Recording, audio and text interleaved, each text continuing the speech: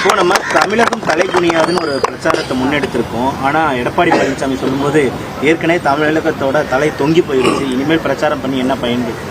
தொங்கின தலை அவர் தலை தான், எங்க தலை நிமிர்ந்த தலை. அவர் கண்ட தேர்தலெல்லாம் தோல்வியை கண்டவர். அவர் திராவிட முன்னேற்ற கழகத்தை பற்றி குற்றம் சாட்டுவதற்கோ குறை சொல்வதற்கோ அருகதை இல்லை. நாளொரு மேனியும் பொழுதொரு வண்ணமாக அங்கே இருப்பவர்கள் கரைந்து சென்று கொண்டே இருக்கின்றார்கள்.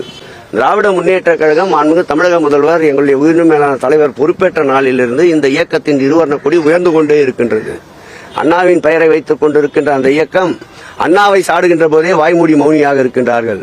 அந்த இயக்கத்துடைய நிறுவன தலைவர் புரட்சி நடிகர் எம்ஜிஆரை சாடுகின்ற போதே வாய்மூடி மௌனியாக இருக்கின்றார்கள். ஏன் அந்த இயக்கத்தை ஒரு 20 ஆண்டு காலம் கட்டமைத்த முன்னாள் முதலமைச்சர் அம்மையாருடைய பெயரை உதாசீனப்படுத்தி அவரை அவமானப்படுத்தி பேசுகின்ற போதே வாய்மூடி மௌனிகளாக இருக்கின்றார்கள். எங்கள் இயக்கம் திராவிட முன்னேற்ற கழகம் ராணுவ கட்டுப்பாடோடு எங்கள் தளபதி இந்தியாவினுடைய உயர்ந்த மனிதரான இரும்பு மனிதர் என்று போற்றப்படுகின்ற பட்டேலுக்கு நிகராக ஆட்சி நடத்தி கொண்டிருக்கின்றார். எந்த விதமான செயலுக்கும் எந்த விதமான எதிர்ப்பிற்கும் அஞ்சாமல் நின்று கட்சிப் பணியும் இயக்கப் பணியும் ஆட்சி பணியும் ஒரு சேர நடந்து கொண்டிருக்கின்ற இந்த தலை நிமிர்ந்திருக்கின்றதா?